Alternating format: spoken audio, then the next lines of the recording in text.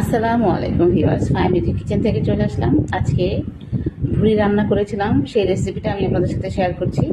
ভুড়ি সিদ্ধ হতে অনেক সময় লাগে, সেজন্য আমি ভুড়ির মধ্যে সব রকমের মশলা দিয়ে আদা রসুন বাটা, হলুদ গুঁড়া, মরিচের গুঁড়া, ধনিয়ার গুঁড়া, একটু জিরার গুঁড়া হালকা দিয়ে তারপরে এটা আমি সিদ্ধ করে নিয়েছি প্রেশার কুকারে, তা যাতে চটজলদি রান্না করা যায়। যদিও ভুড়ি জ্বালাতে জ্বালাতে অনেক মজা লাগে সেটা খেতে, কিন্তু আসলে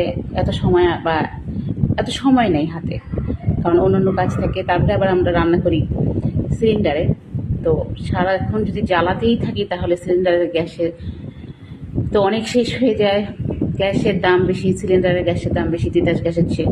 তো অতএব আমরা তাড়াতাড়ি রান্না করার জন্য প্রেশার কুকারটা ইউজ করি, তবে সাবধানে ইউজ করতে হবে প্রেশার কুকার সবসময়।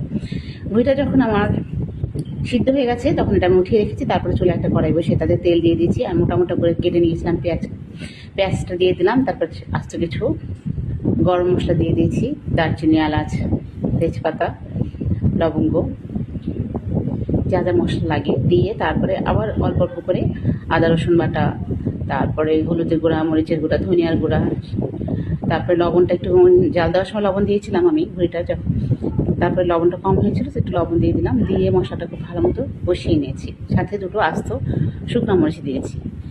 এরপরে এই যে প্রেশার কুকারে যে সিদ্ধ করে দিয়েছিলাম ভুঁড়িটা, সেটা আমি এই মশলার মধ্যে ঢেলে দিলাম। এর মধ্যে আরও কিছু মশলা ইউজ করেছি আমি, যেমন জয়ফল জয়ত্রী বাটা দিয়েছি, আর জিরা বাটা দিয়েছি, কাঁচা জিরা বেটে নিয়েছিলাম সেটা দিয়ে দিয়েছি। এরপরে খুব ভালো মতো বেশ অনেকক্ষণ এই মশলার সাথে ভুঁড়িটা আমি কষাবো। ভুঁড়ি আসলে যত জ্বালানো হয় ততই মজা লাগে, এবং ভাজা ভাজা করলে একটা টেস্ট একরকম, ভুনা করলে একটা টেস্ট একরকম। তো আমি আসলে ভুনাই করেছিলাম, একদম ভাজা করিনি। তো বেশ কিছুক্ষণ টাইম নিয়ে হাতে তারপরে এটা কষিয়ে নিয়েছি আমি।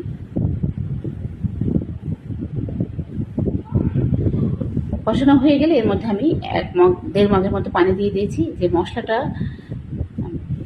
যেন ভুঁড়ির সাথে ভালো মতো মিশে এবং ভুঁড়িটা আর একটু ভালো মতো সিদ্ধ হয়। তো এভাবে আমি ঢেকে অনেকক্ষণ রান্না করে, দেখেন ভুঁড়িটা এই পর্যায়ে এসেছে।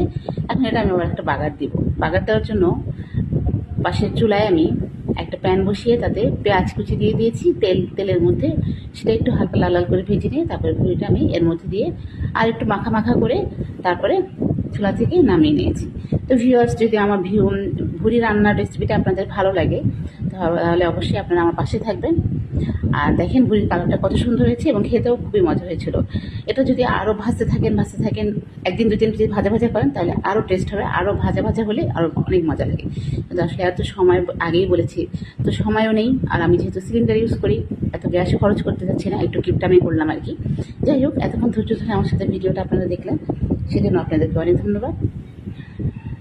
তো চলে যাই ভুঁড়ি খেতে। আপনারা ভালো থাকেন, সুস্থ থাকেন। আল্লাহ হাফেজ, আসসালামু আলাইকুম।